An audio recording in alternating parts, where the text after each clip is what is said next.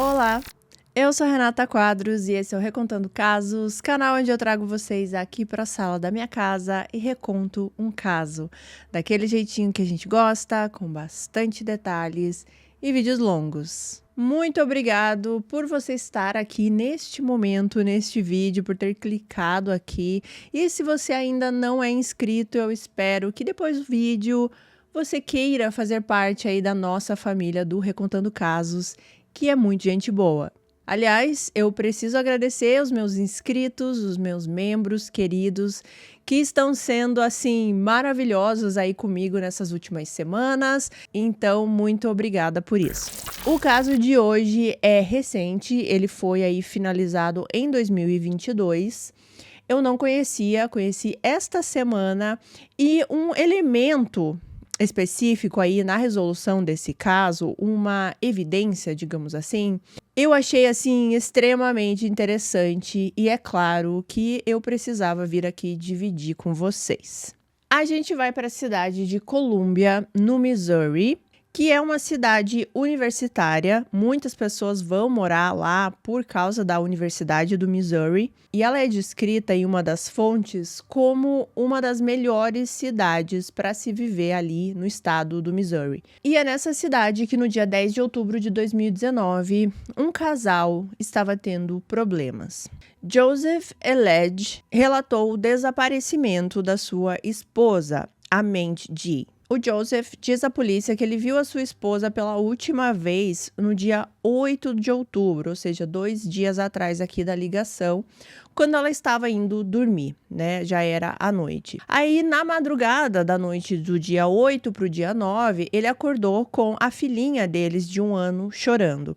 Quando ele foi acudir essa filha, ele percebeu que a esposa não estava em casa. Ele disse que eles tiveram uma discussão na noite anterior, né, no dia 8 mesmo, e que ele achou que naquele momento ela pudesse ter saído para espairecer um pouco a cabeça, afinal eles tinham discutido, e que ela iria voltar. Como ele viu que estava tudo bem com a filhinha, ele voltou para a cama.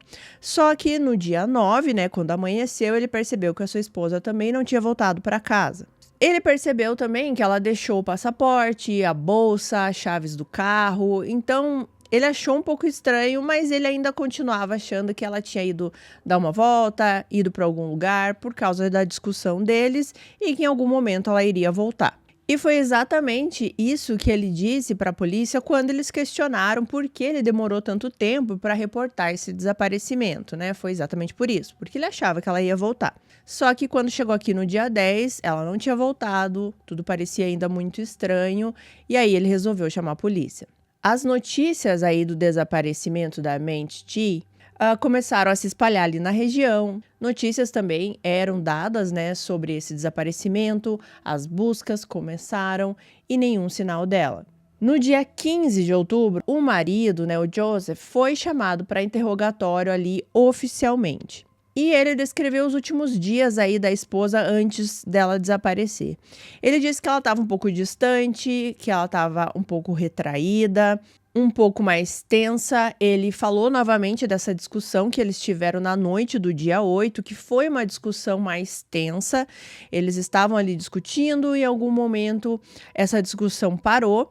E aí ele resolveu apaziguar, ele resolveu deixar o momento ali um pouco menos tenso e ele resolveu fazer uma massagem na esposa.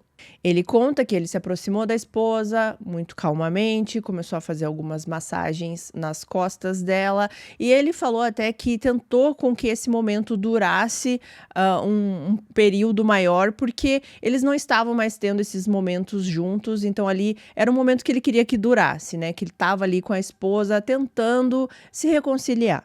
Só que a esposa não estava muito afim disso, ela não estava afim dessa massagem, então ela disse que ela precisava dormir, porque no dia seguinte de manhã ela tinha um compromisso. O marido, ele questionou o que ela tinha que fazer nessa manhã, com quem ela ia sair, né? E ela não deu nenhuma resposta para ele. E aí ele também foi dormir, percebeu na madrugada ali que a filha começou a chorar, foi atender a filha e foi aí que ele percebeu que a esposa não estava em casa.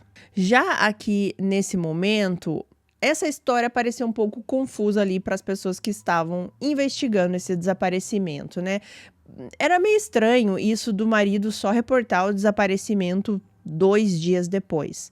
Então, eles ficaram atentos ali a qualquer movimento do marido, né, do Joseph, mas assim também como qualquer outra suspeita, qualquer outro caminho aí da investigação. O Joseph, ele deu uma nova informação também para a polícia. Ele disse que depois que a mulher saiu ali de casa, ele encontrou uma espécie de um diário dela. E nesse diário, ela contava um romance que ela estava tendo à distância com um homem que morava na China. E ela também falava muito da falta de interesse que ela estava tendo no marido e que isso era muito triste. Nesse mesmo dia, no dia 15, no dia que ele foi interrogado oficialmente, ele também deu uma entrevista para a TV local, para tentar ajudar, né, com que encontrassem a esposa dele, para de repente, se ela estivesse assistindo isso em outro lugar, que ela visse que estavam procurando por ela, estavam preocupados com ela. Então ele começa essa entrevista elogiando muito a esposa, dizendo o quão brilhante ela era, o quão inteligente, que ele gostava de ter ela ali como um parceiro de negócios. A gente já vai falar sobre isso, porque os dois tinham a mesma profissão, que ela era muito trabalhadora, ela era muito dedicada em ganhar dinheiro ali para sustentar, né, a família, e que ele era um homem muito feliz ao lado dela, que ele se sentia muito sortudo de ter a Meng-Chi na vida dele. Well, she's a very dedicated person. She's a hard worker, and I really like that. That's important to me. And she's really, she's very, very detail-oriented. And that's something that I honestly didn't see a lot in a lot of people and really a lot of girls as well. But she was, she's a mechanical engineer with me, same as I am. And that was something that was pretty important to me too. Ele também falou do lado mãe dela. Ele disse que desde o momento que ela soube que estava grávida, assim, ela já se tornou uma mãe maravilhosa e que ele ficou assim surpreso de acompanhar o quão fantástica ela se tornou como mãe. Carried her baby around for 9 months and didn't complain about it. She was a great mother the whole way. Ever since then, she's been a great mom, like the best mom ever. I really miss her and I need her back, so. Mas aí ele também começou a contar sobre os problemas do relacionamento, né? Ele falou que nos últimos meses eles estavam mais distantes, que ela começou a passar muito tempo sozinha, que ela não queria mais interagir com ele, não aceitava mais os carinhos, né? Os abraços, os beijos que ele queria dar. I don't know where it came from, really. She kind of started being distant at the beginning of the summer. I'd give her kisses and I'd give her hugs and she wouldn't kiss me back and she wouldn't hug me back and she didn't want to hold my hand and stuff, but I don't know why she didn't want to keep love alive with me. Ele também disse que encorajava a esposa a sair, fazer algumas atividades ao ar livre, tanto com a filha quanto sozinha também, mas ela não queria, ela ficava cada vez mais retraída e mais solitária. E tudo isso que estava acontecendo recentemente fez o Joseph considerar o divórcio, né? Era uma coisa que ele estava pensando. Por isso que também esse clima entre os dois estava tenso. Ele falou também abertamente aí na TV sobre esse caso, entre aspas, que ele descobriu depois que ela desapareceu, né? Com esse homem misterioso aí na China.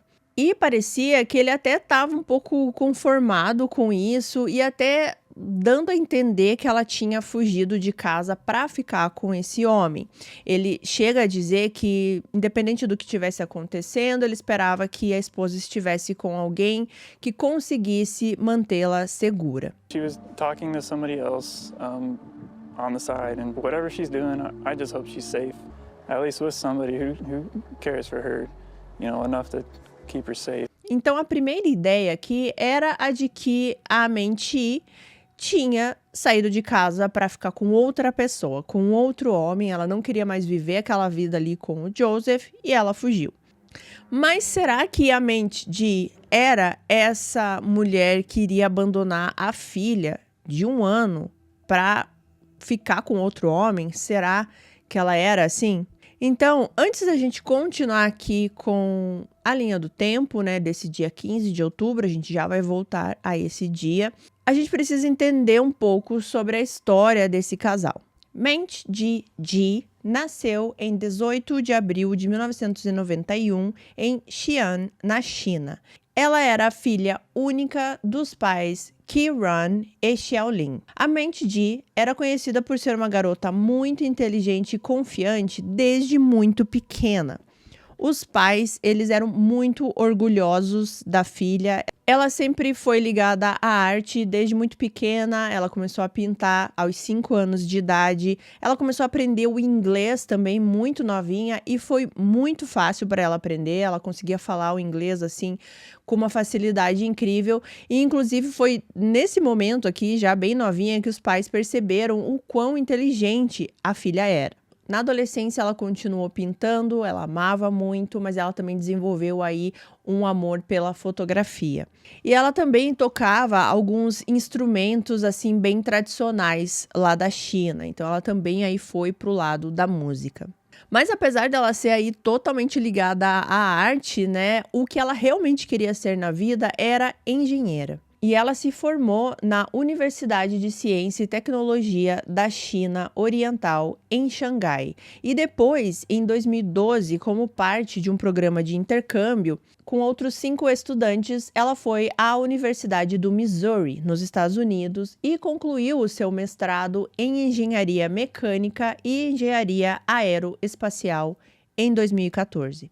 Ela realmente era daquelas meninas brilhantes, ela tinha uma inteligência assim fora da média, ela se dedicava muito ao que ela queria fazer, ao objetivo dela.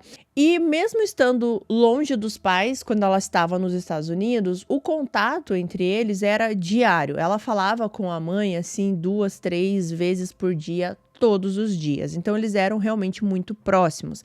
Lembrando aqui que ela era filha única, né? Então deve ser muito difícil para os pais o seu único filho estar morando longe de você. Quando ela terminou o mestrado, né, em 2014, o professor dela já arranjou um emprego para ela, porque era isso, assim, todo mundo queria trabalhar com a Menti. E ela foi trabalhar numa empresa chamada Nanova. E essa empresa fabricava produtos odontológicos. Ela trabalhava no setor ali de engenharia de materiais desses produtos odontológicos e foi lá que ela conheceu o seu marido, o Joseph. Ele estava trabalhando nessa empresa também como estagiário, ele trabalhava meio período e a Menti, ela era meio que supervisora dele. Ele tinha acabado de se formar em engenharia também, ele era 5 anos mais novo que a Menti. Eles começaram a conviver e começaram ali a ter um interesse um pelo outro. Os dois, eles se apaixonaram muito rapidamente. Eles conviviam ali diariamente, eles começaram esse namoro. Inclusive, na época, existiam muitos posts assim no Facebook, né, que era a rede social que eles mais usavam. E você conseguia ver o quanto esse casal estava feliz, assim, era um casal jovem, eles postavam várias fotos, várias declarações e parecia que iria nascer dali uma história muito bonita. Quando eles estavam juntos ali cerca de 1 ano e 7 meses, o Joseph resolveu pedir a Menti em casamento. E ele faz isso em uma trilha de um parque nacional ali da cidade. Eles gostavam muito dessas atividades ao ar livre, né? Então ele escolheu um lugar específico nessa trilha que se chamava The Devil's Ice Box. Logo depois disso, eles viajam para a China e lá o Joseph pede a mão oficialmente, né, da Menti aos pais dela. E em 2 semanas depois disso, eles se casam. Então, foi tudo muito rápido. Em algumas fontes, diz que além de ser uma paixão ali de 2 jovens, né, que torna tudo mais intenso, esse casamento foi feito de uma maneira rápida para ajudar a Menti ali no visto dela, né? Lembrando que ela veio da China, estava nos Estados Unidos. Eu não sei como funciona exatamente essa parte de vistos, mas em alguma das fontes diz que sim, que foi uma das coisas que eles pensaram ali, que ela se casando com o Joseph, ficaria tudo mais tranquilo para a Menti acerca do visto. Eles se casam no final de setembro de 2017 e um pouquinho mais de 1 ano depois, a filha do casal nasce, a Ana. E agora, em outubro de 2019, ou seja, mais 1 ano para frente, a Ana já estava com 1 aninho, a Menti desaparece. Então, o que aconteceu? Depois que a filhinha nasceu, eles decidiram que a Menti viraria uma mãe em tempo integral. Então, ela sai do trabalho, inclusive ela até recusa uma oportunidade de trabalho bem boa para poder ficar em casa 24 horas por dia sendo mãe.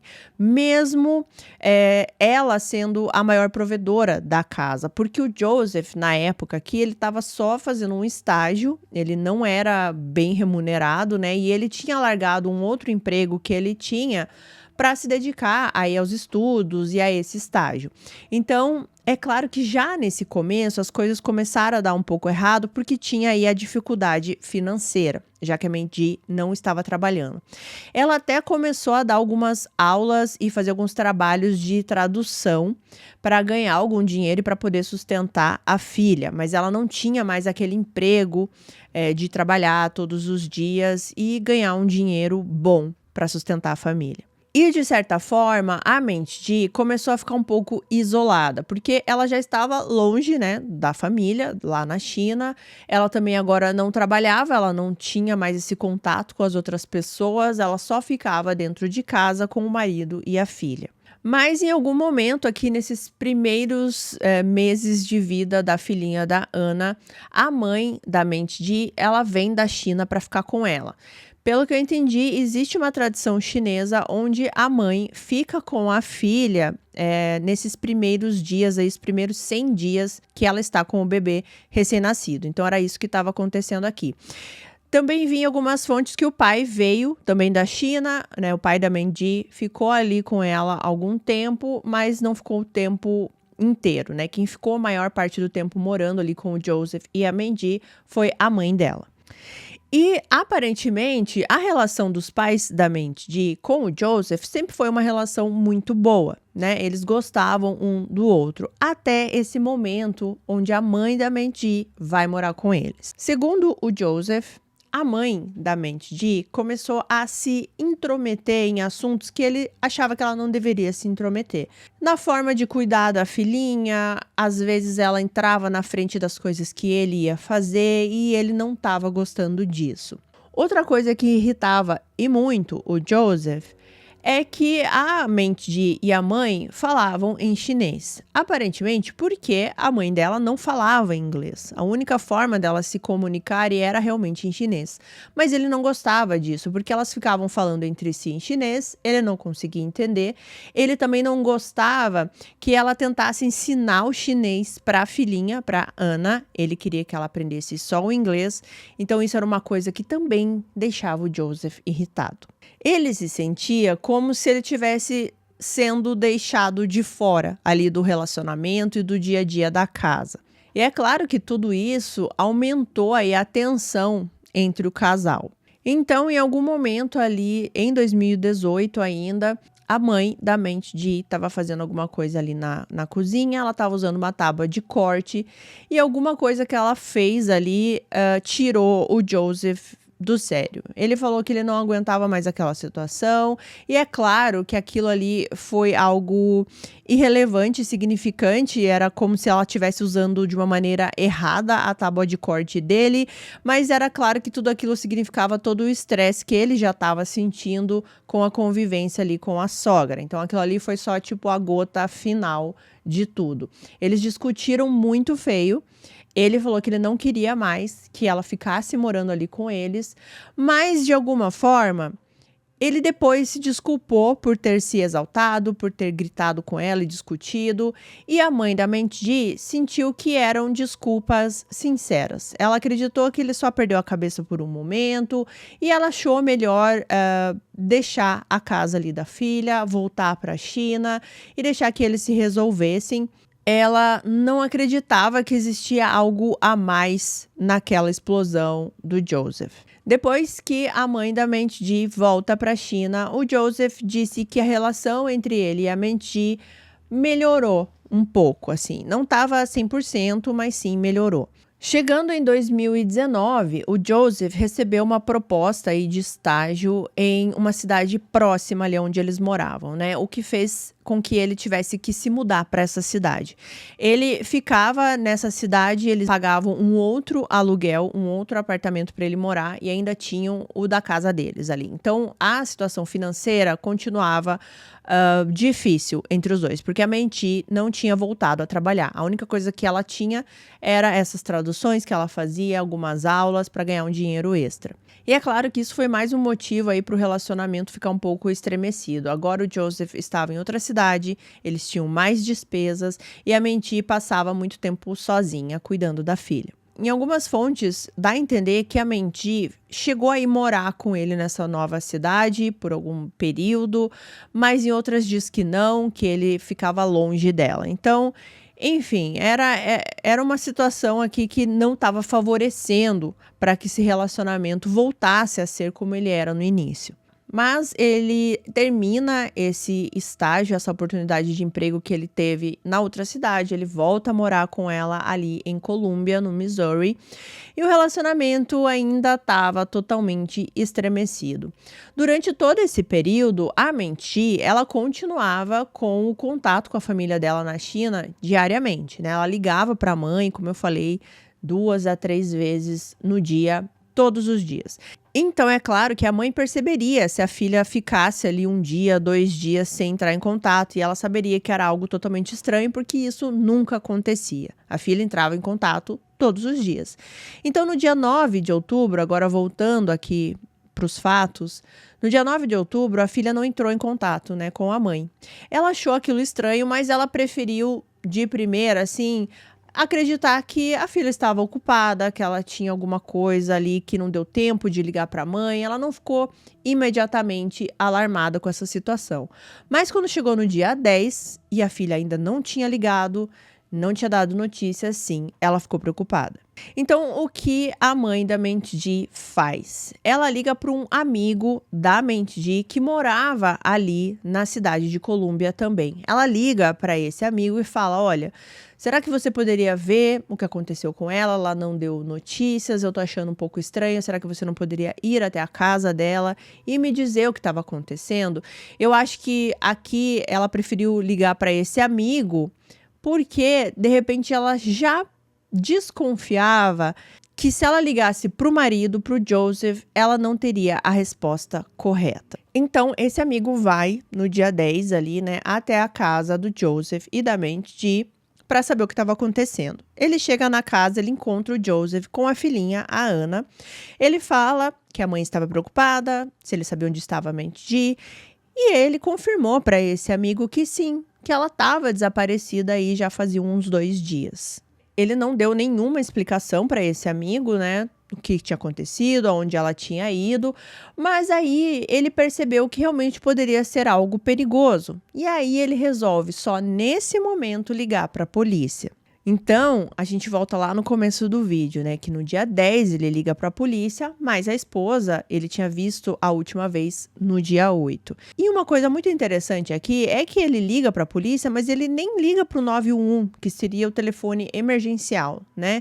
Ele liga para o telefone 311, que é para situações não emergenciais. E isso também já causou uma estranheza ali no pessoal da polícia, né? Como que o marido liga para falar que a esposa está desaparecida num número que não é emergencial, 2 dias depois, com toda uma história um pouco estranha. Então, por isso que já desde o início a polícia já estava desconfiando do Joseph. E eu tenho certeza que você também. Então, agora voltando aqui para o dia 15, né? Que é o dia onde o Joseph está sendo interrogado pela primeira vez pelos policiais, e também foi o dia que ele deu aquela entrevista para a TV. Nesse interrogatório, o Joseph, ele também disse que no dia seguinte, que ele viu ela pela última vez, que foi no dia 8, no dia 9, ele sai com o carro dela e ele vai dar algumas voltas pela cidade. Os policiais questionaram por que ele fez isso. Ele disse aos policiais que ele saiu com o carro para dar algumas voltas e descobrir algumas trilhas novas que ele tinha avistado no Google Maps.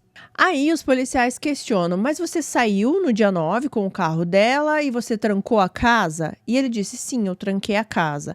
E os policiais falam assim: pois é, mas se você acreditava que ela iria voltar para casa, como que ela iria entrar na casa com a casa trancada? Já que as chaves e todas as coisas pessoais dela estavam dentro da casa, né? Então, como que ela iria entrar na casa? E ele fica pensativo, assim, ele não sabe muito o que responder para os policiais, porque dava a entender que o Joseph sabia que ela não iria voltar. Os policiais, já nesse momento, assim, muito no início, acreditavam que um crime tinha acontecido e o Joseph era o principal suspeito. Até porque, já aqui no dia 15, ou seja, alguns dias depois dela ter desaparecido, não existia nenhuma movimentação bancária, né, na conta dela. Ela tinha deixado o passaporte dentro de casa e, mesmo assim, eles tentaram procurar para ver se ela tinha saído da cidade em algum voo, com alguma outra identidade. Enfim, eles não encontraram nada. Eles também não encontraram nada pesquisando os táxis, Uber, nada assim que desse a entender que ela saiu da casa por vontade própria. E além de tudo isso, uma coisa muito importante. Quanto mais os policiais pesquisavam sobre a Mandy, sobre a família, sobre como ela era, eles acreditavam mais ainda que ela jamais sairia de casa e deixaria a filhinha de 1 ano para trás. Ela jamais queria ficar longe dessa filha. E agora, voltando aqui à entrevista que eu já mostrei aqui para vocês alguns trechos, tem algumas coisas que a gente precisa analisar sobre essa entrevista. Primeiro, que ele é um cara muito estranho, certo? Ele parece um cara meio bobo e que parece que tá nervoso realmente de estar falando ali na TV, mas tem algumas coisas que a polícia percebeu também nessa entrevista, como, por exemplo, ele falar da Mandy no passado. Em alguns momentos ele fala dela no presente, mas em alguns momentos ele fala dela no passado, como se ela não existisse mais. But she was, she's a mechanical engineer with, she was a great mother the whole way. Ele também tenta passar a ideia aí de ser um marido preocupado, um marido que gostaria de salvar esse casamento, né? Porque ele sempre dá essa ideia de que ela fugiu com outra pessoa. Ele fala desse caso que ela estava tendo online aí com o cara da China. Mas ele fala também que se ela voltasse, ele poderia ser um marido melhor e que tudo poderia se resolver. Ele é um cara meio estranho, né? A gente vê até uns tiques que ele tem, assim, o tempo inteiro de levantar a sobrancelha, umas coisas com o queixo, os sorrisos que ele dá, assim, é uma entrevista estranha. Bom, a polícia, ela tem acesso ali ao celular do Joseph. E nesse celular, eles descobrem muito mais sobre a dinâmica ali do casal. Porque no celular do Joseph existia cerca de 10 horas de gravação de áudio. E essas gravações eram de conversas entre ele e a Mandy. Nessas conversas, eram conversas picadas de vários dias, não era uma coisa contínua. Então, às vezes, começava um assunto, não terminava, daí esse assunto voltava 3, 4 dias depois.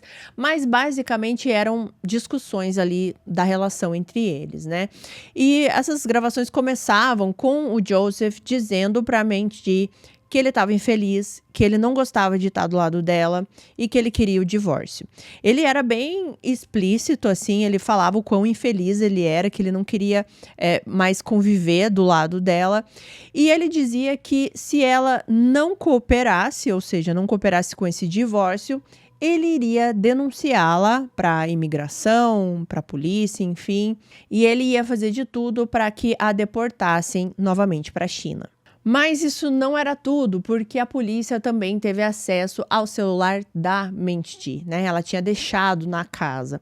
E no celular dela existiam mais algumas horas, cerca de 4, 5 horas de gravações também de áudio. E também eram aí das discussões do casal. Ou seja, os dois ali estavam gravando a deterioração ali desse relacionamento deles. Só que talvez, como vocês possam imaginar, esses insultos vinham bem mais da parte do Joseph.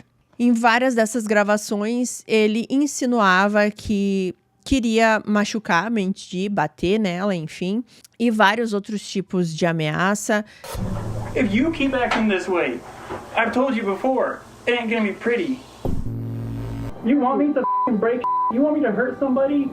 A Mandy falava nessas gravações o quanto ela estava infeliz também, o quanto ela sentia que o Joseph não se importava com o que ela estava sentindo, com o que ela estava passando.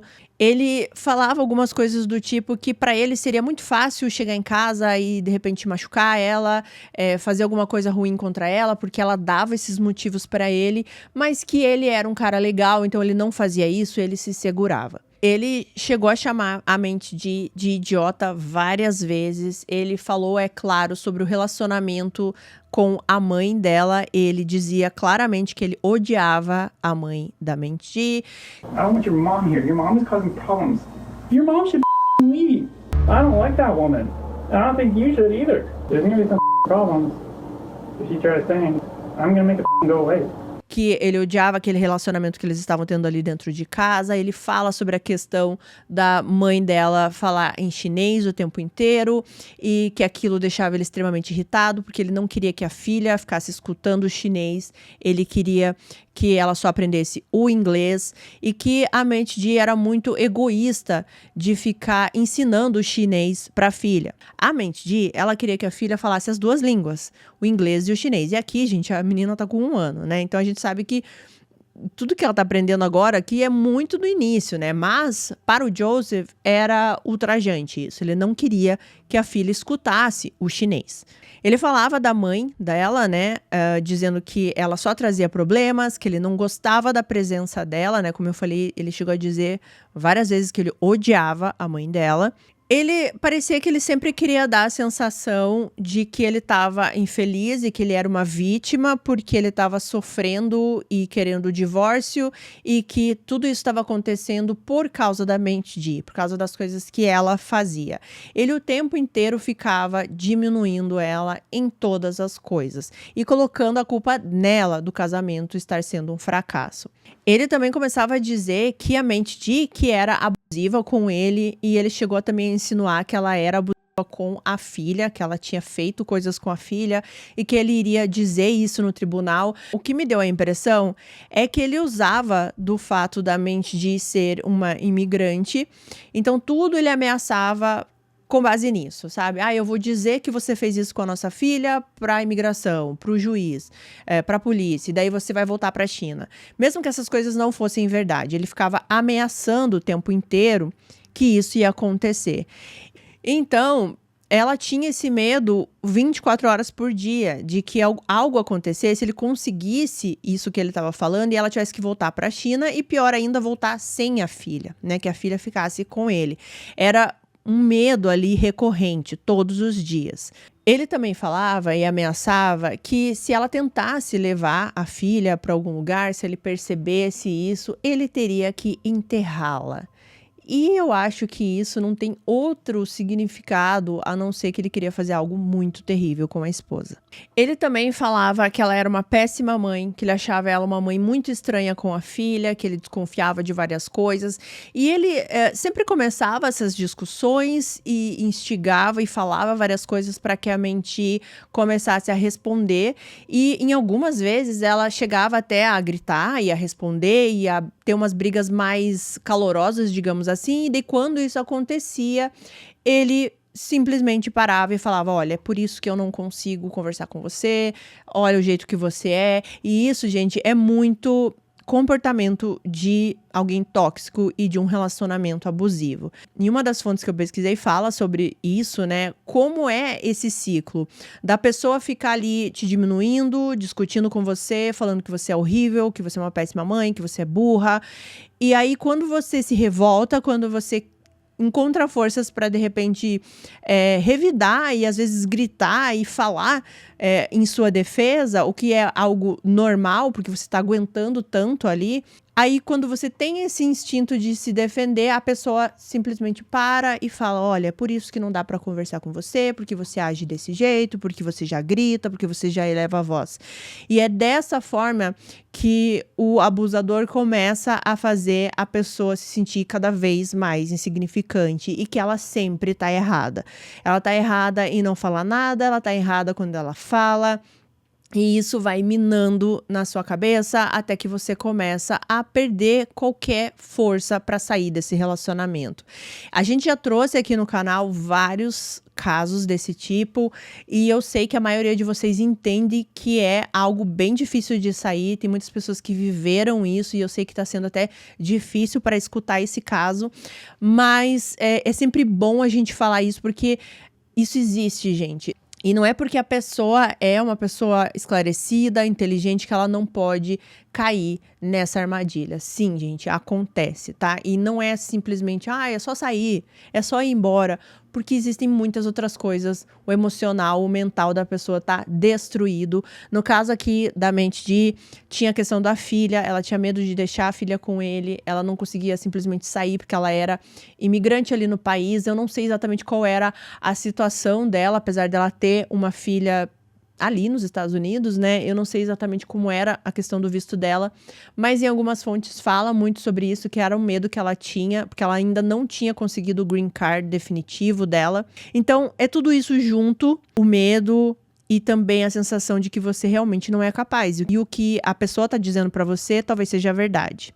Bom, continuando aqui com as gravações, né, ele, além de falar que ela era uma péssima mãe e tal, ele também culpava ela por ela estar trabalhando nessas traduções, que era algum dinheiro que ela estava conseguindo fazer para sustentar a filha. Mas ele dizia que ela era terrível por estar fazendo aquilo, porque ela tinha que ficar o tempo inteiro com a filha, ela não tinha que trabalhar. Ela também dizia que ela estava muito estressada com esse trabalho que ela tinha que fazer e ainda cuidar da filha, porque ele não ajudava em nada. E sabe o que ele dizia? Que ele não ajudava porque ela não pedia, ela não falava o que ele precisava fazer. Gente, a partir do momento que você tem um filho, que você tem uma vida adulta, você tem que saber que você tem obrigações sem ninguém precisar pedir para você.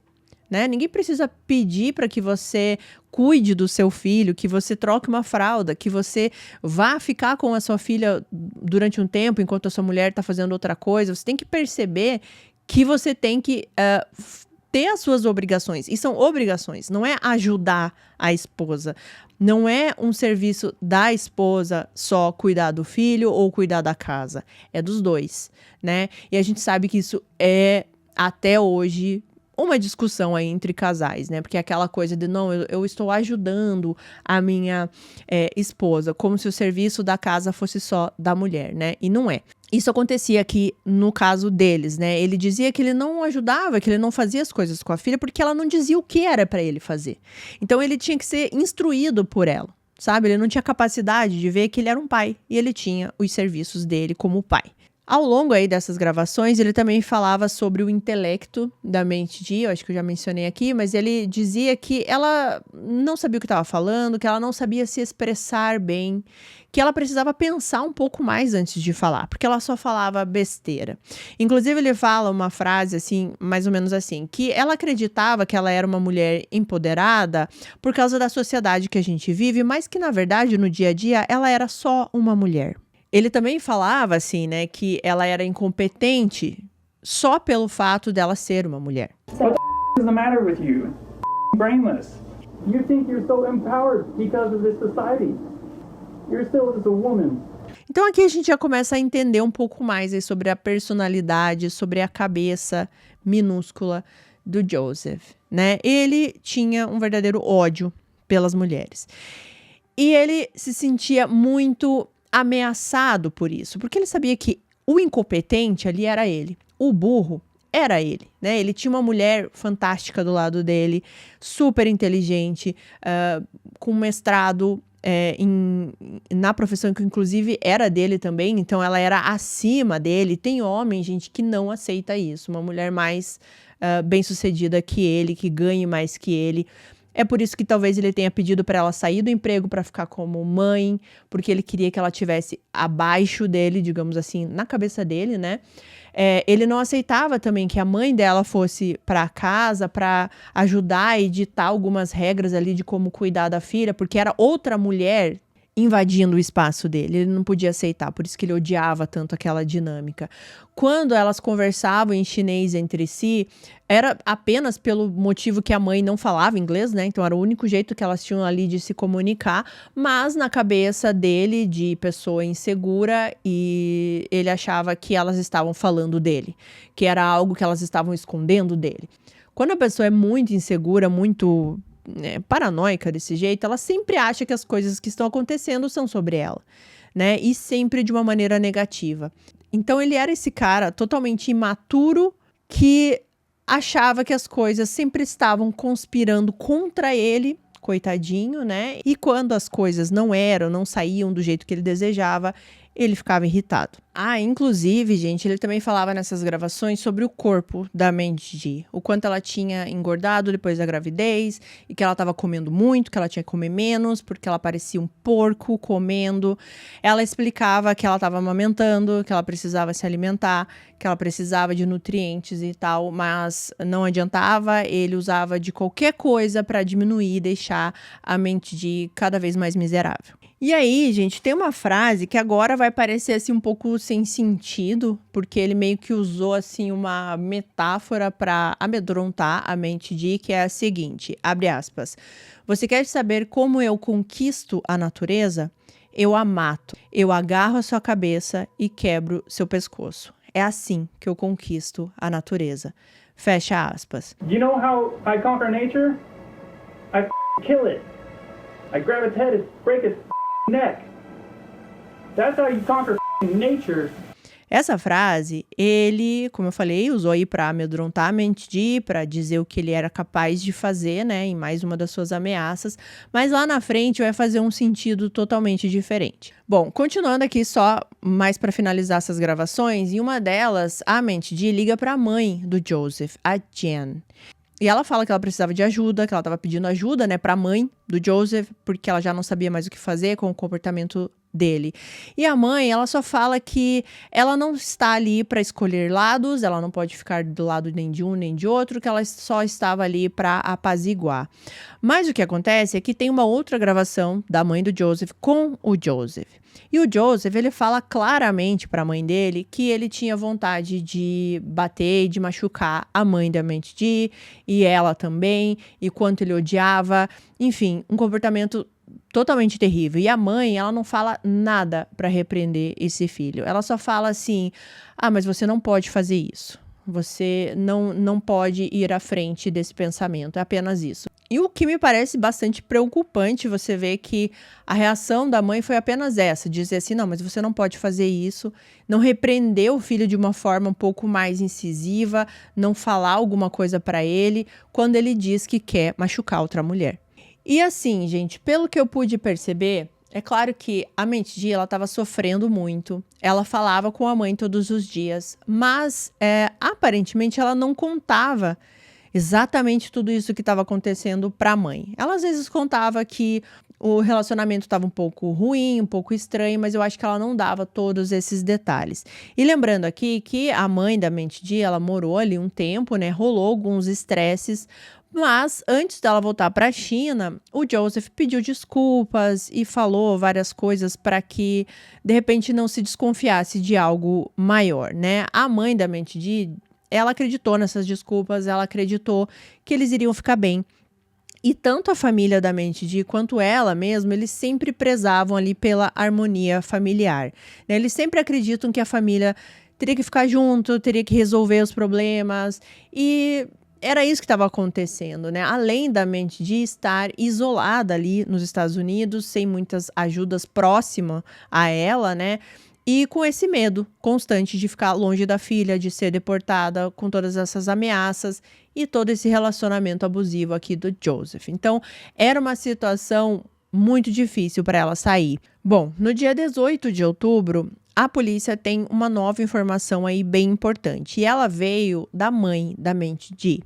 Ela contou para a polícia que, certa vez, a filha comentou com ela que acreditava que o Joseph tinha sido violento com a Anna, com a filhinha, porque ela percebeu alguns hematomas na filha, alguns hematomas arroxeados, amarelados, que não eram consistentes, de repente, com a criança bater em algum lugar, algo do tipo. Parecia que alguém tinha apertado, né, essas partes do corpo da filha com bastante violência. E ela acreditava que tinha sido o Joseph.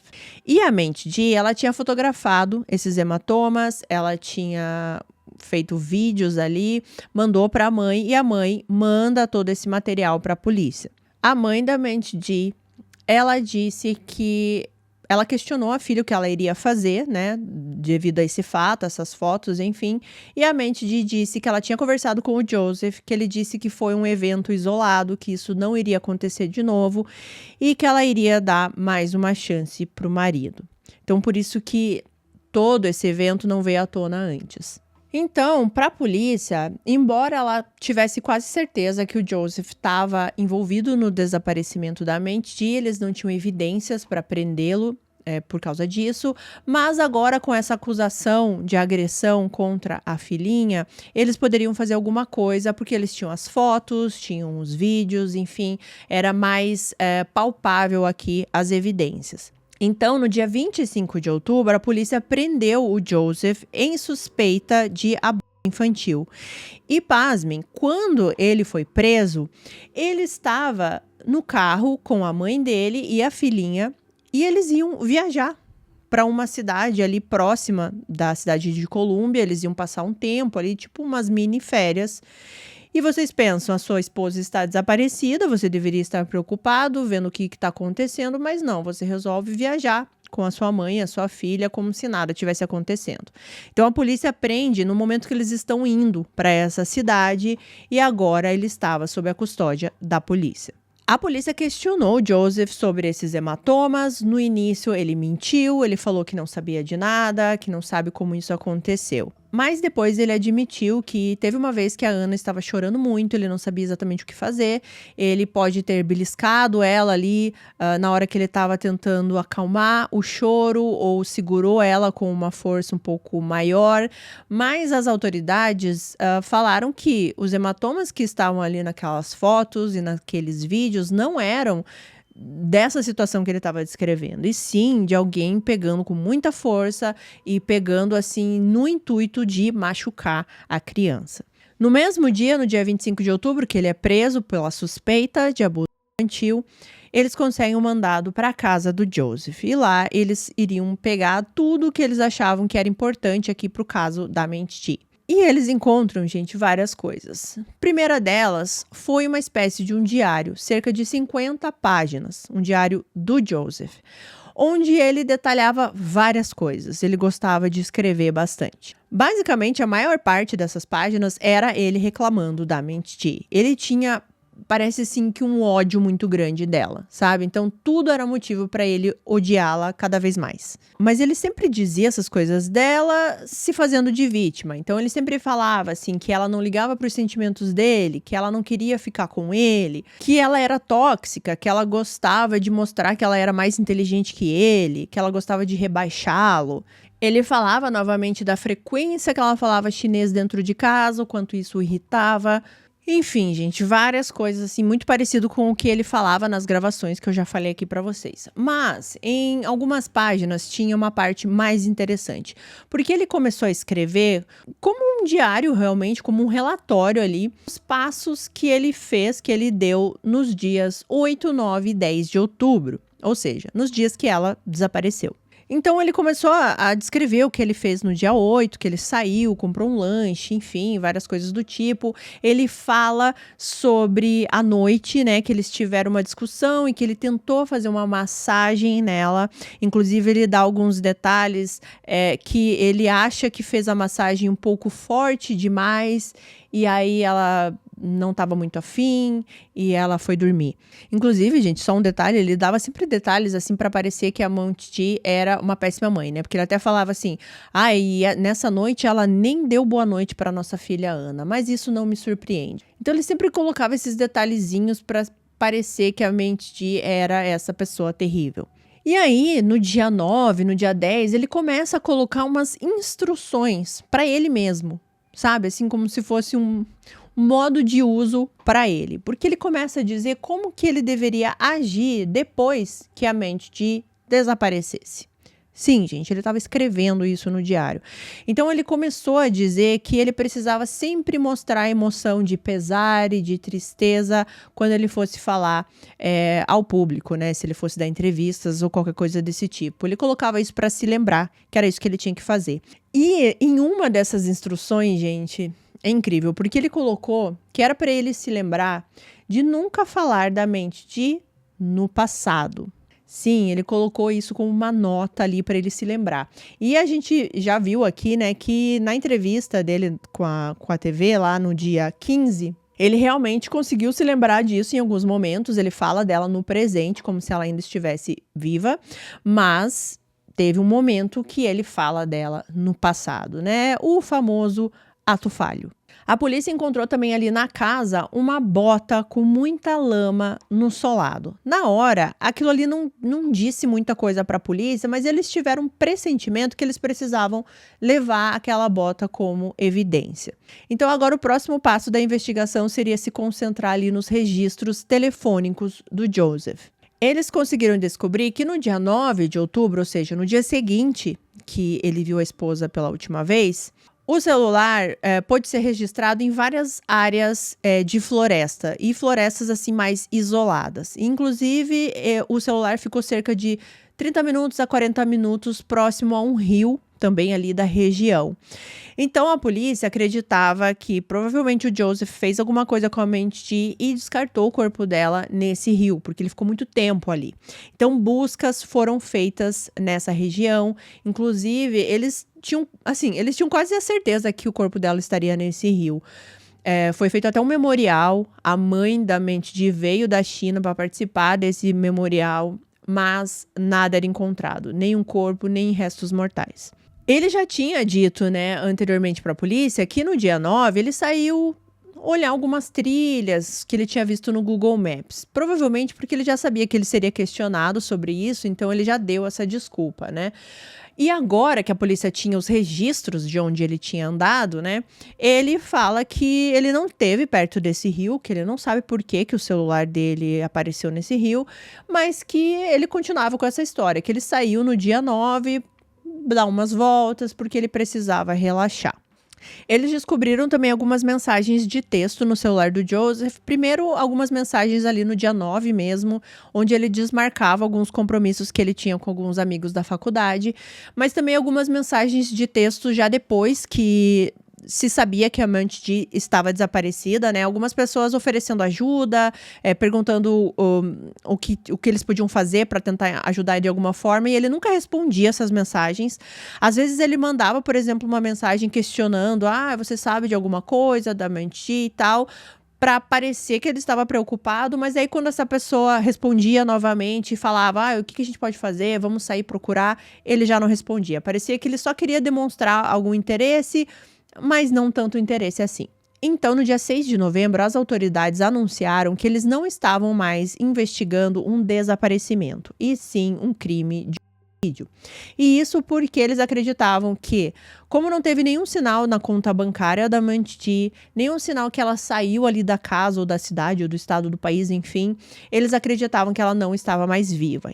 E é claro, eles estavam com o Joseph como principal suspeito, mas eles não tinham nenhuma evidência concreta. Ele continuava lá, preso, né, pela suspeita de infantil. Inclusive, eles colocaram ele sob uma fiança de $500 mil para que ele não saísse de lá.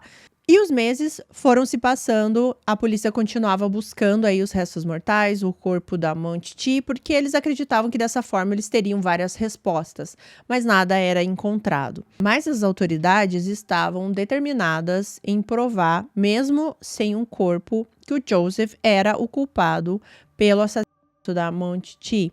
Então, eles o acusaram formalmente de assassinato em primeiro grau. Então, no dia 25 de março de 2021, veja só, gente, quanto tempo passou, já estamos em 2021, algo muito importante aconteceu.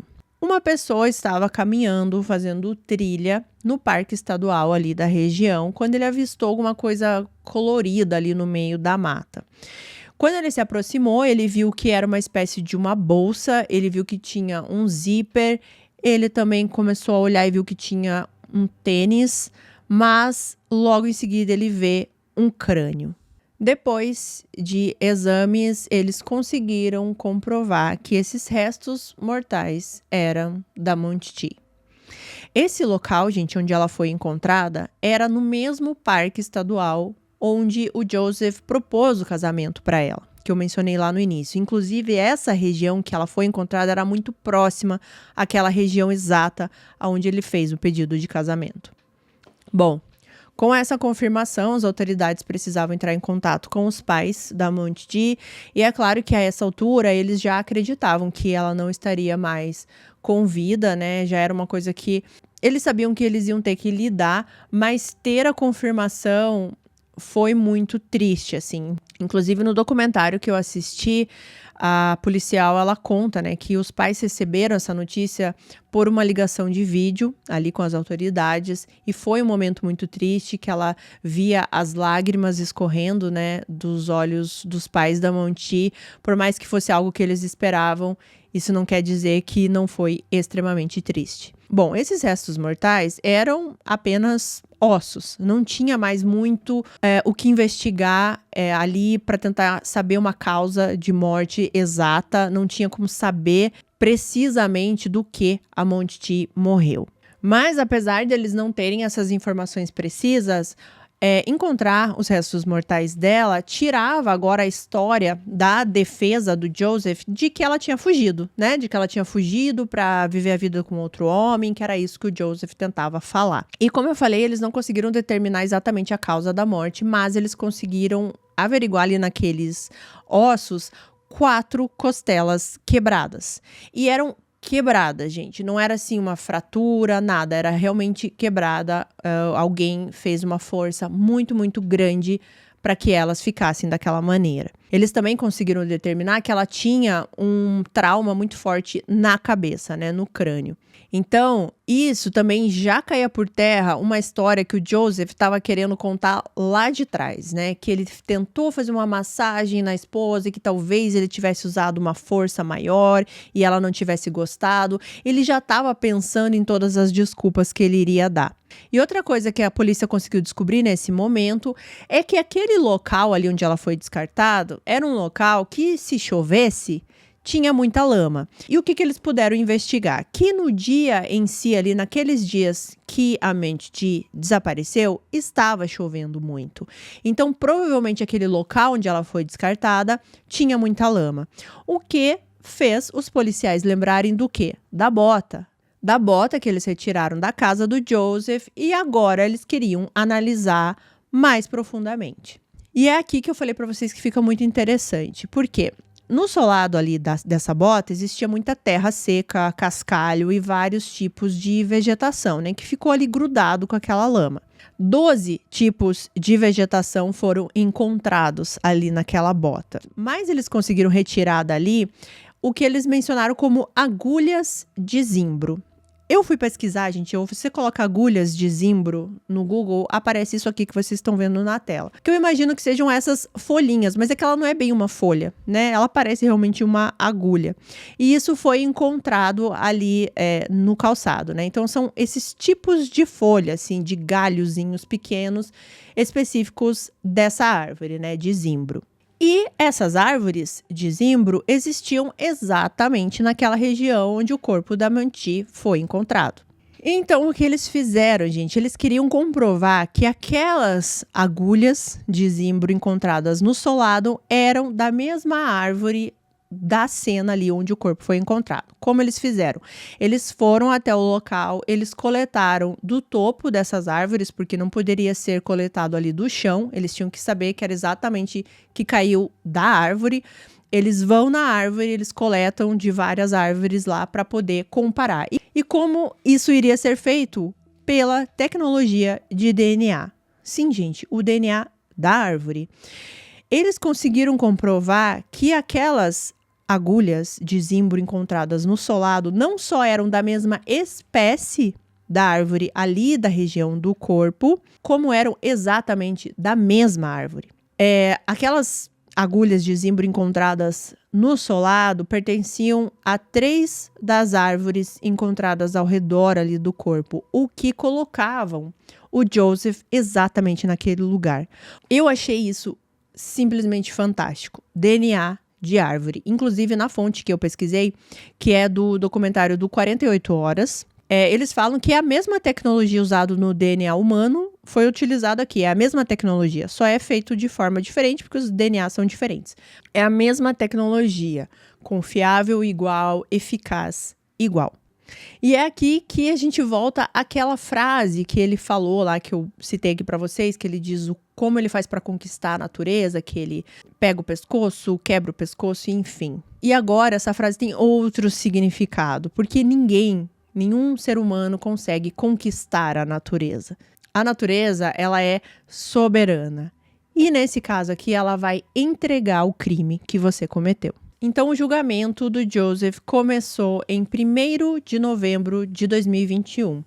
O Joseph, ele se declarou inocente, mas agora, é claro, né, com a descoberta do corpo e com a descoberta desse DNA da árvore, ele não podia mais dizer que ele não sabia o que tinha acontecido com ela. Então, ele mudou a história. Ele disse que a morte da sua esposa foi apenas um resultado de um acidente trágico. A história dele agora contava que ele já tinha descoberto sobre esse caso que ela estava tendo online aí com um cara da China e que naquele dia, no dia 8, ele foi confrontá-la. Que isso, é claro, causou uma grande discussão, eles começaram a se atacar e a se atacar fisicamente. E assim, é uma história difícil da gente engolir, porque eu vou até colocar uma foto aqui pra vocês verem a diferença de tamanho entre os dois, né, da Monty e do Joseph. Mas ele disse que ela veio com muita força pra cima dele e ele só se defendeu. Então ele acabou empurrando ela e ela bateu em algum lugar e ela chegou a desmaiar, enfim. Ele começou a dizer que foi tudo ali em decorrência dessa briga, dessa discussão mais violenta que eles tiveram. Ele disse que ela bateu uma hora ali em algum móvel da sala e que pode ter sido nesse momento que ela quebrou as costelas. Ele disse que em algum momento ela chegou a desmaiar, mas ela recobrou a consciência, ela se levantou e foi deitar no sofá. Em algumas fontes diz que ele mesmo colocou ela no sofá e que ela estava viva. Então ele saiu da casa para espairecer, para tentar se acalmar. Essa é a versão de agora dele, tá? Aí ele voltou no meio da noite e ele percebeu que a sua esposa tinha ido dormir na cama. Então, para ele, ela estava viva, né? Tava tudo ok. Só que aí ele foi dormir também e aí ele acordou de madrugada com a filha chorando e ele pôde perceber que a sua esposa estava sem vida, né? Ela não tinha pulso. E aí ele se desesperou e, segundo ele não quis ligar para a polícia, ele não quis falar o que tinha acontecido, porque é lógico que as pessoas desconfiariam dele e ele ficou com medo, ele ficou sem saber o que fazer, então ele preferiu descartar o corpo da esposa na floresta, né, naquele parque nacional. Então, a estratégia da defesa aqui era dizer que, sim, ele tomou algumas atitudes erradas, que não foi o correto que ele fez, né, que ele deveria ter pedido ajuda já quando tudo aconteceu e dizer o que tinha acontecido, mas que ele apenas tomou essa atitude errada, que ele não tirou a vida dela, que ele não era um assassino. Ele nunca teve a intenção de matá-la. A promotoria, no entanto, ela tinha uma outra versão, né? Ela começou a expor todas aquelas gravações, né, feitas inclusive por ele, né, para mostrar o quanto ruim estava o relacionamento dos dois e o quanto o Joseph menosprezava e diminuía a esposa, o quanto ele odiava a esposa e também odiava a mãe dela, que ele tinha ameaçado várias vezes em bater e fazer outras coisas, ameaçava ela ser deportada, enfim, tudo aquilo que eu já contei para vocês. Eles também mostraram todo aquele roteiro, né, que ele escreveu, aquele diário que ele escreveu, dizendo como ele tinha que agir com a imprensa, como que ele tinha que agir para mostrar os sentimentos de pesar e de tristeza dele. Então parecia sempre algo muito calculado. Então, além da promotoria conseguir mostrar como era o comportamento do Joseph ali no relacionamento, eles também conseguiram mostrar como foi o comportamento dele depois que ela desapareceu, que era completamente contraditório ao comportamento de um marido que poderia estar preocupado realmente com a esposa, com o desaparecimento dela, enfim. Ele parecia ter calculado tudo, né? Ele era muito frio.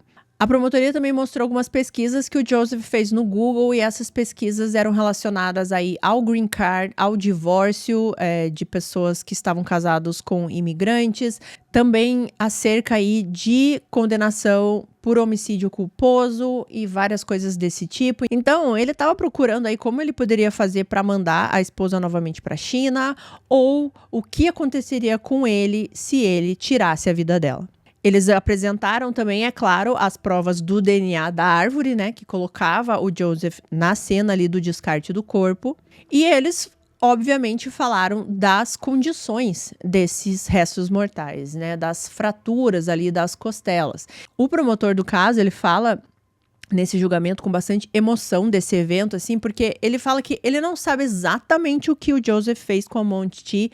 Ele não sabe, por exemplo, se ele sufocou ela com o travesseiro, se ele a o que ele fez, se ele bateu nela, mas ele sabe que o que aconteceu com ela foi muito horrível. E que aquelas 4 costelas quebradas, também a fratura que ela tinha no crânio, não foi decorrência de um acidente, né? Foi algo muito violento e, dependente do que ele fez com ela, foi algo muito terrível.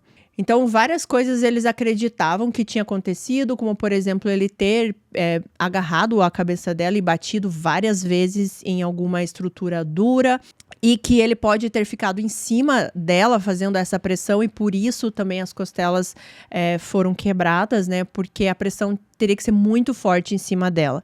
E na versão do Joseph, ele falou que eles se empurraram, né? E que em algum momento ela pode ter batido em algum móvel e ter quebrado essas costelas. Só que ali no julgamento, a promotoria disse que você quebrar 4 costelas, você fica impossibilitado de fazer qualquer outra coisa. Quando acontece isso, a dor é tão terrível que você não consegue nem levantar, você não consegue fazer mais nada. E na versão do Joseph, depois que ela quebrou as costelas, batendo no móvel, ela ainda levantou, foi dormir, enfim. Era algo que não tinha sentido nenhum. O promotor também falou muito da questão e do ódio que ele tinha contra mulheres, né? Ele fala disso em várias gravações, então isso foi trazido também ali no julgamento. A defesa, nos argumentos finais, ela quis pintar ali o relacionamento dos dois como se os dois fossem abusivos e tóxicos, né? Que os dois tinham uma violência ali um contra o outro. Eles falaram que essas gravações que foram tocadas ali no julgamento eram gravações que isso acontece num relacionamento, você vai falar coisas que você magoa o seu parceiro e depois você não vai ficar orgulhoso disso. E também que a defesa sabia que o Joseph tinha mentido para a família da Monty, tinha mentido para a imprensa e que ele também não era orgulhoso disso, mas que premeditar um assassinato não foi o que ele fez e que ele não era um assassino. Eles tentaram pintar a Monty como uma agressora também, como uma pessoa instável, como uma pessoa que trazia atenção para o relacionamento. Inclusive, o próprio Joseph fala isso no julgamento. Ele fala assim que ela era sempre a pessoa que trazia atenção, que ela falava coisas gritando com ele, que ela falava muito alto com ele e que ele não gostava disso e que ela também não ouvia o que ele tinha para dizer. She would raise her voice, yelled, and she wouldn't listen to me very well. A defesa queria o homicídio culposo para o Joseph, né? Que é quando não tem a intenção de matar. A promotoria queria o homicídio em primeiro grau, que é quando tem a premeditação. Então, depois de 10 dias de julgamento, no dia 11 de novembro de 2021, o júri entrou nas deliberações. Eles deliberaram por cerca de 7 horas, mais ou menos, e voltaram com o veredito. E eles consideraram o Joseph culpado de assassinato em segundo grau. Ou seja, ele ficou no meio termo, né? Não foi o culposo e não foi o primeiro grau. Eles acreditavam que sim, né? Que ele era o culpado e que ele teve a intenção, mas que ele não premeditou isso. O Joseph foi condenado a 28 anos de prisão. E 28 anos, gente, era exatamente a idade da Monty quando ela morreu. Quando a sentença estava sendo lida, o Joseph, ele não mostrou nenhum arrependimento, nenhum sentimento, nem quando a família da Monty falava, nem quando a família dele falava, que na verdade eu acho que foi só a mãe dele que foi falar. Inclusive, nesse tempo que ele ficou preso até ser julgado, é dito que ele nunca falava sobre a Monty e nem sobre o que tinha acontecido, parecia que ele estava vivendo a vida dele normalmente. O Joseph, ele foi condenado também em fevereiro de 2022, agora, a 10 anos de prisão pelaquela acusação de abuso infantil contra a filhinha dele. E esses 10 anos vão ser cumpridos depois que ele cumpriu os 28 anos. Já quando a Monty morreu, começou aí uma batalha da custódia da Anna, né? Quem ficaria com ela? Os avós maternos ou os paternos, né? Então, ficou um pouco essa briga, eu não consegui muitas informações, mas no documentário que eu usei aqui como fonte principal, fala que em 2022 os avós entraram em um acordo. Então, no verão, a Anna fica com os avós maternos lá na China e durante o restante do ano eles ficam com a mãe do Joseph. A mãe do Joseph, pelo que eu entendi, ela é casada com um outro homem, não é o pai do Joseph. E segundo o advogado de defesa do Joseph, ele fala que a família ali, né, a mãe do Joseph e esse padrasto, são pessoas boas, pessoas maravilhosas e que vão cuidar bem da Ana, né? Que eles também tentam ali incorporar no dia a dia a cultura da mãe da Ana, né, da Monty, a cultura chinesa. Eu fiquei um pouco triste de saber que a Ana passa a maior parte do ano aí com a mãe do Joseph, né? Eu preferia que ela ficasse muito mais tempo com os avós maternos. Mas, enfim, né, foi algo que eles acordaram entre si ali de ter essa custódia meio dividida. E o promotor desse caso, o qual eu tenho que elogiar muito, o nome dele é Dan Knight. Ele fala muito nesse documentário mais recente do 48 Horas. Me deu a impressão que ele realmente tomou isso como um caso muito pessoal. Desde o começo ele desconfiou do Joseph e ele queria provar que o Joseph era o culpado, ele não descansou enquanto isso não aconteceu. E no final ele deu uma opinião sobre a filhinha, né, sobre a Ana e os traumas que, apesar dela ter 1 ano de idade, ela sim sofreu. E sofreu por causa do pai. Então, o que eu vou falar aqui foi ele que disse, tá, no documentário, apesar de eu concordar 100% com o que ele vai falar, mas eu quero dar os créditos porque foi ele que disse, né? Então, ele disse o seguinte, que, número 1, primeiro de tudo, a Ana estava no momento lá na casa quando o Joseph tirou a vida da Monty, de uma maneira que sabemos aqui que deve ter sido horrível. Ela estava lá naquele momento e ela vai saber disso no futuro. A segunda coisa é que no dia seguinte, quando ele foi descartar o corpo da Monty, né, que ele ficou andando por vários lugares, enfim, a filhinha estava junto no carro. A filhinha estava ali no carro, enquanto a mãe estava no porta-mala em algum lugar do carro até ser descartada. E ela também vai descobrir isso, que ela estava nesse momento. E o que ela também vai descobrir vai ser que o pai, né, o Joseph, ficaria tranquilo com a ideia de que a filha crescesse acreditando que a mãe a abandonou. E isso eu achei muito pesado, né? Porque para ele era isso que ia acontecer. A filha ia crescer acreditando que a mãe era uma péssima mãe, que a mãe saiu para ficar com outro homem. Isso, claro, caso se ele não fosse descoberto, né? Para ele estava tudo bem a filha crescer com essa ideia da mãe. E isso é muito triste, assim. Depois, quando ela crescer, ela vai entender a história da mãe, ela vai entender o que aconteceu e ela vai ter que conviver com esse trauma que foi causado pelo pai. Então é muito triste da gente pensar que nos pais da Monty, ela era a filha única, lembrando aqui, né, eles perderam essa filha. Eles não têm o contato que eles gostariam de ter com a neta, com a Ana, né, é só num período do ano, é só numa estação ali, só no verão. E também por essa filhinha, né, que perdeu a mãe, perdeu o pai também, né, o pai está preso e vai ficar preso por muito tempo. Em algum momento ela vai entender o que aconteceu com ela, ela ainda é muito pequenininha, né? Ela nasceu em 2018, então agora ela tá ali com 5 anos mais ou menos. É muito pequenininha, talvez ela não entenda nada ainda, mas um dia ela vai entender e vai ser muito triste quando ela precisar encarar essa realidade. Então, a gente fica com o coração apertado, né, de pensar nessa situação, assim, que é muito, muito triste. E assim, vendo nas fontes e algumas opiniões que eu vejo em comentários e também alguns especialistas que falam nos documentários, né, parece muito que o Joseph, ele era esse cara que não consegue aceitar uma mulher bem-sucedida do lado dele, então ele precisa destruir essa mulher para que ela fique abaixo dele e ele se sinta melhor. Porque ele não é capaz de procurar essa evolução pessoal, né? Ele não é capaz disso. Então ele precisa destruir quem tá do lado dele para que ele se sinta bem. E era isso que ele tentava fazer com a Monty, né? Ele destruiu o trabalho dela, ele fez ela desistir do trabalho, ele fez ela acreditar que ela não era capaz, que ela era uma péssima mãe, que ela não poderia sair dessa situação. Ele tentava também afastar qualquer outro tipo de interferência ali naquela dinâmica familiar, por isso que ele odiava tanto a mãe da Monty quando ela foi pra lá. E tudo isso com essa cara de bobalhão que ele tem, né? Porque dá mais raiva ainda de a gente olhar o jeito que ele fala, aquela entrevista que ele dá querendo mostrar que ele era só um marido que foi abandonado por uma péssima mulher, quando na verdade ele tinha feito tudo aquilo. E o muito interessante nesse caso, claro, foi essa questão da árvore, né? Eu realmente não sabia que era possível você saber exatamente que era a mesma árvore. Eu achava até que, ok, é a mesma espécie, o mesmo tipo, mas não, é a mesma árvore. Essa folha caiu exatamente dessa árvore. Eu achei isso incrível. Eu adoro a tecnologia aí para resolver casos, para que a gente pegue pessoas terríveis que fizeram coisas hediondas com outras pessoas. Então eu fiquei muito animada de contar aqui para vocês.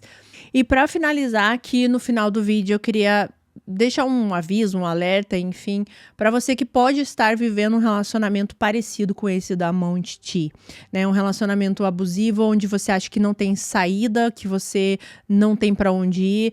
Busque ajuda, fale com as pessoas. Eu sei que talvez você se sinta envergonhado, envergonhada do que tá passando, mas não é o momento para você sentir vergonha, é o momento para você buscar ajuda, falar com outras pessoas. Eu vou tentar procurar, gente, para vocês aqui telefones, sites que possam ajudar você nesse momento. Às vezes você não quer falar com alguém próximo, famílias e amigos, enfim, você pode buscar ajuda nesses lugares, eu vou colocar aqui embaixo para vocês, tá? Mais importante, saiba que você pode sair disso, sabe? Você tem que sair disso antes que algo pior aconteça. E eu nem tô falando só de relacionamentos amorosos, isso pode ser relacionamento, às vezes, de familiares na mesma casa, amizades também. Qualquer forma aí de relacionamento com outra pessoa, você pode estar vivendo um relacionamento abusivo, tá? E às vezes, quando a gente tá no meio de tudo, a gente não enxerga, a gente só vai enxergar depois, ou quando alguém fala pra você, e às vezes você não leva a sério. Então, começa a perceber essas coisas. E se você já percebeu, sai disso, tenta sair, tenta buscar ajuda. Você é capaz de buscar uma vida melhor pra você. Tá bom? É isso que eu queria dizer pra vocês aqui no final desse vídeo, gente. Eu acho que todo caso sempre tem uma lição, uma coisa que a gente pode aprender. E é por isso que também eu gosto de contar esses casos pra vocês. Muitas pessoas escrevem pra mim aqui que ajudou a compreender tal situação, que agora a pessoa fica um pouco mais alerta e que também ajuda a gente a entender a história do outro, a se colocar na pele do outro, que não é fácil assim como a gente pensa. E mais importante também é que tudo que eu conto aqui para vocês são casos reais, de pessoas que sofreram com isso e ainda sofrem até os dias de hoje. E eu acho isso muito importante para a gente sempre exercer a nossa empatia, né, de se colocar no lugar do outro. E é isso pro caso de hoje. Eu espero que vocês tenham gostado do vídeo. Eu achei muito interessante essa questão do DNA da árvore e também muito importante pra gente falar sobre relacionamentos abusivos e que eles podem acontecer com qualquer pessoa. Tá? Então deixem os comentários aqui embaixo. Vamos agradecer aos nossos membros queridos, esses nomes que estão aqui na tela para vocês, se vocês quiserem fazer parte dos membros. Tem um link aqui na descrição. Eu coloquei um videozinho agora recente para os membros do Na Sala da Minha Casa. Se você é membro do Na Sala e ainda não assistiu, vai lá assistir que ele é bem importante, tá bom? Mas se você não quiser fazer parte dos membros, você já sabe que não é obrigado, não precisa, tá? Só assiste o vídeo até o final aqui comigo. Curte, compartilha, comenta, indica o canal, enfim, tudo isso que vocês já sabem, que eu fico muito, muito, muito agradecida. E é dessa forma que a gente cresce aqui no Recontando Casos. Hoje é o último vídeo aqui que eu estou gravando com 39 anos. Amanhã eu vou fazer 40, estou gravando no sábado, vou fazer 40 no domingo. Vocês que estarão assistindo aqui na terça-feira já estão encarando uma Renata de 40 anos. Se você ainda não me desejou os parabéns, esse é o momento de fazer aqui nos comentários, tá bom? Muito obrigada, gente, por ter ficado comigo aqui até o finalzinho. A gente se vê num próximo vídeo. Um beijão, se cuidem e até mais.